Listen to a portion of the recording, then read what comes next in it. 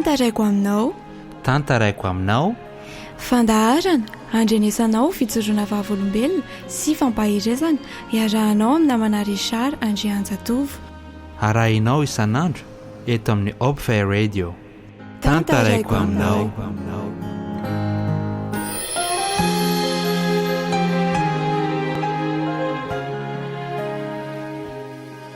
Ny sotro toaka hono Jesosy.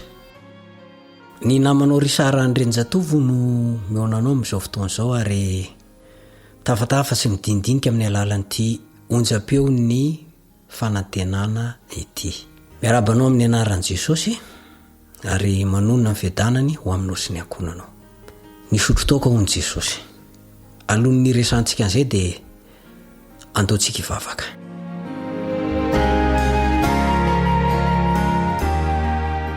Rainay izay any an-danitra, ankasitrahana ny fitantananao manana fandaminana mahagaga. Mamela ny eloko satria mpanota tsy mendrika izay. Tsy marina, tsy mahitsy, tsy mba nananay izay mba zavatra tsara. Tokony ankasitrahana ny fitiavanao. Fa dia ny ratsy foana ny ataonay. Mba tenao ny tsara izay kanefa tsy tanteraka.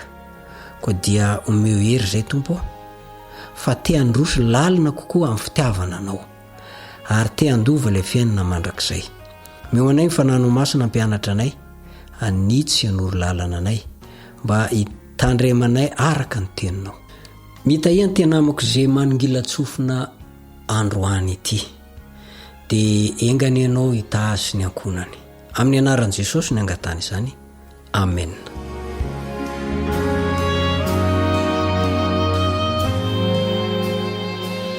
Rehefa tonga ny tonotaona dia variana ny tena fa miandamy ambavy mihitsy ny olona amin'ny fimamoana.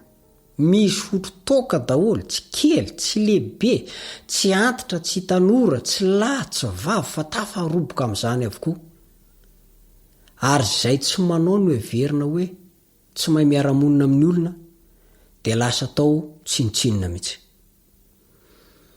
Mampalahelo no mandre antonkom-pivavahana anankiray samy mampianatra fa fisotro ny toaka ary tsy voarara ny baiboly izany. Ny isa rahalahy anankiray izay nijoro vavolombelona fa ampianarinao amin'ny fiangonana misy anjareo mihitsy ho izy ny hoe afaka misotro toaka ny kristianina. Ary za moa izany efa niona maromaro tamin'jareo ireo fa tena mamofopofona toaka izany zareo matetika. Tsy voarara hono ny toaka ao anaty baiboly araka amin'ny fampianarana izy ireo. Jesosy aza ho izy ireo dia mba nisotro ihany koa. Sany izy ireo no magninizingizina an'izany. Any ka vokatra izany fampianarana izany ireo mpianao dia saika hainona an'izany fofofofo toaka izany, saika isan'andro mihitsy. Ireo mba tonga saina indray dia tsy mikasika mihitsy na dia hoe fisotro aza izany fa mifady tanteraka. Manimba tokoa ny toaka.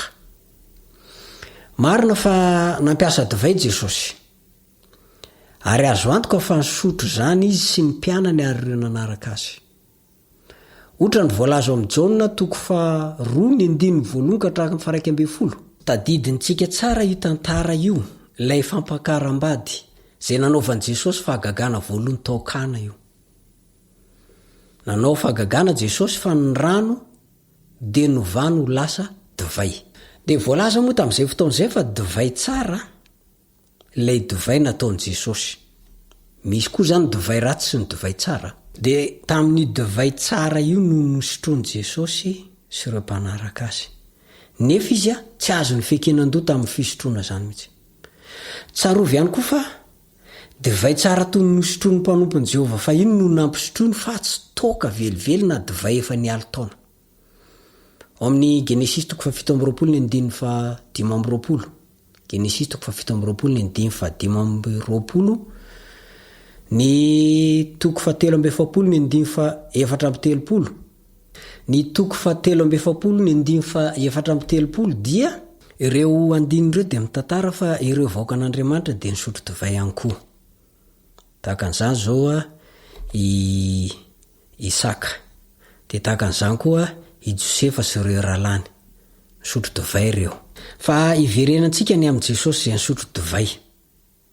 raha tena divay nisy alkôla tsy nalala onony Jesosy sy ny mpianany dia azo antoka fa efa nandry an-tatatra Jesosy sy ny mpianany na koa farafaratsy mba efa trano toka ka lasa mamilava mihitsy raha vao nitapy andro.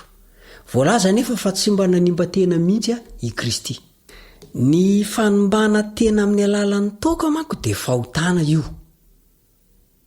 Ary Kristy dia tsy mba nisan'ny olona nanota, tsy mpanota ihany koa izy. Voalaza ny Petera 2:1-2:20. Petera 2:1-2:20 dia Kristy dia tsy nanota mihitsy.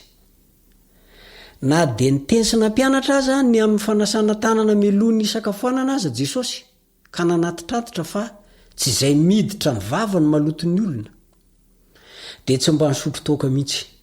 Midika zany fa nitandrina ny amin'izay nampidiriny tao am-bava Jesosy. Azo antoka fa tsy nisotro toka izy. Ratsy ny toka.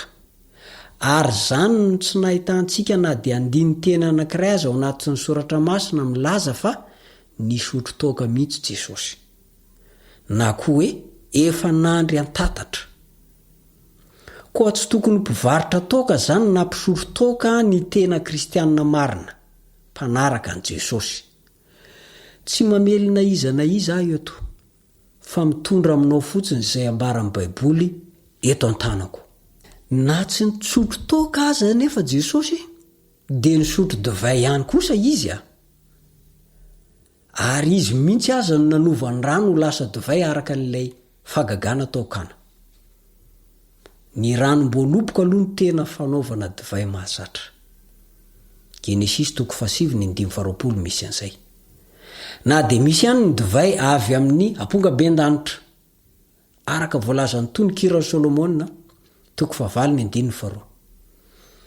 Misy ny fitaovana manokana fampiasana anaovana ny divay, ilay antsoina hoe famiazam-boaloboka.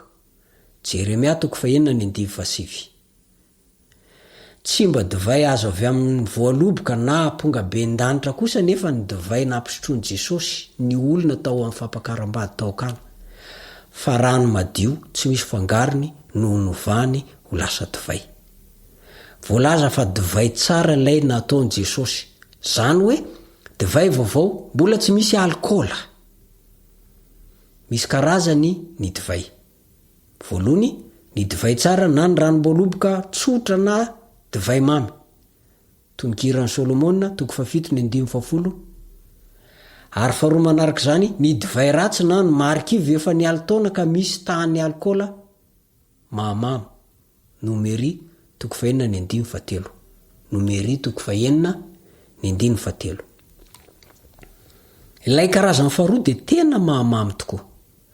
Kanefa tsy fisotro betsaka kosa na dia ilay karazany voalohany ary fatandremo, satria mety hamamy tampona ihany koa zany. Zay no mahatonga ny olona niresaka n'ireo apôstôly rehefa niresaka sy teny tsy fantatra hoe mamy divay, mamy ery zalahy reto. Tsy nisaraka tamin'ny andavanandro ny olon Jehova ny fampiasana divay. Ampiasaina amin'ny fahalalany onony zany mba ho tena fanafody marina. Timoty 1:5-7.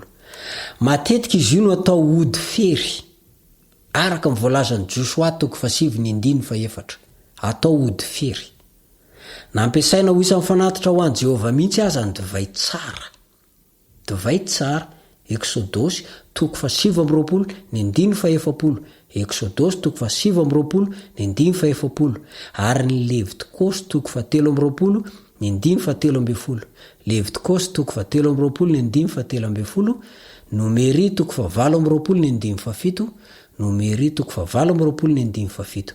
Ataoko fa haintsika rehetra ny fampiasana divay rehefa manao fandraisana fanasan'ny tompo ny mpianatra niaraka tamin'i Jesosy. Lioka 2:20-7 ka hatramin'ny 20 misy an'izay. Na ny divay tsara na ny divay ratsy efa marikivy sy ny toka kosa dia norarana tsy hosotrony nazirita mihitsy, miaraka amin'ny tsy finanana zava-badiana na biby maloto. Norarana tsy hoanina na okasian'olon' Jehova ireo zavatra reo. Koa tsy azony kristianina salama saina ekena mihitsy ny fisotrotoka na koa hoe fiboboana divay satria mahavanondoza tsy takatry ny saina mihitsy ny olona rehefa mamo. Ainao tsara ny tantarany Noa fa vitany ny nanariny lambany ny tanjaka izy. Ary noho ny didy sy andraikitra napetraka eo am-pelantanan'ny kristianina dia ampahafantarina azy fa ratsy ny fikasiana izany. Obolana toko fa 1:telopolo ny andininy fa 4. Obolana toko fa 1:telopolo ny andininy fa 4. Noho izany, na misy aza ny fivarotana zava-pisotro mahamamo ara-dalàna avy amin'ny fanjakana, ny tena kristianina dia tsy tokony hiditra amin'izany mihitsy. Zava-doza ho antsika ny zava-pisotro misy alkôla satria izay resiny dia miova amin'ny fomba fijeriny fa tsy ny tena izy. Hany ka tsy mifidy vava voaka fa alefalefa fatany, mitabataba fiarahamonina, verisaina tanteraka, tsy malala menatra akory fa adala. Lasa manompo sampy mihitsy ary hoy ny voalaza ny Hosea 4:1-12. Hosea 4:1-12. Ary anjadin'ny aretina ny farany. Hosea 7:5. Hosea 7:5. Maro ny efa tratra ny fiankinandoha ka tsy mandro mihitsy ny andro maraina mba hisotroana indray. Ary tsy vitsy ireo tranga nisy fa vokatry ny fisotrotoka ny namoizany ny fiadanam-be ny ainany. Lasa mantra izy no farany. Mampalahelo fa misy mpitondra fanjakana no latsaka amin'izany fitiavana zava-pisotro misy alkôla zany ka lasa domelina sy manaonao foana. Ary misy mihitsy aza ny mpitondra fivavahana ny tia zava-pisotro misy alkôla. Averiko ihany fa ny zava-doza toy izany dia tsy tokony hiroboan'ny tena kristianina satria na i Kristy ary tsy niditra tamin'izany. Na dia mahazo alalana ara-panjakana ary ianao. Kanefa na dia izany ary dia mbola betsaka ihany misotro. Mamony tena reny olona reny. Ampy izay ny andro lasa nanaovanao ny fanao ny jetilisa tamin'ny nandehananao tamin'ny fijejojoana sy ny fanirian-dratsy sy ny fimamoana sy ny filalaovan-dratsy sy ny fisotron-toka ary ny fanompo-tsampy izay fady indrindra. Izay mivoalaza amin'ny Petera 1:4-7.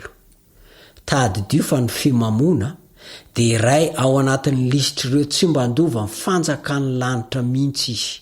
Koritianina 1:9-7. Koritianina 1:9-7. Koa ny filazana fa nisotro toka Jesosy dia fitaka ataon'ny Satana io. Tokony tandremana mafy mba tsy halatsaka anao ao anatin'ny fity te hisotro ka hiafara amin'ny aretina sy ny fahoriana ary ny fahafatesana ho any an-davaka. Ary rehefa hifoha avy eo dia izao ho any amin'ny elo mirehetra afo. Araona nataon'i Jesosy e! Jesosy tsy nisotro toka. Misaotranao nanaraka hatramin'ny farany ny namanao Richard Andrenjatofo. Veloma tompoko.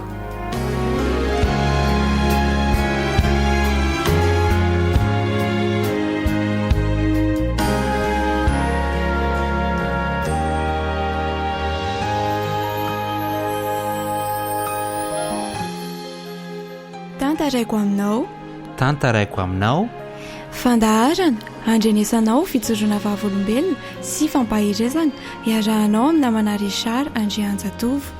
Arahinao isan'andro eto amin'ny Hope Radio. Tantaraiko aminao.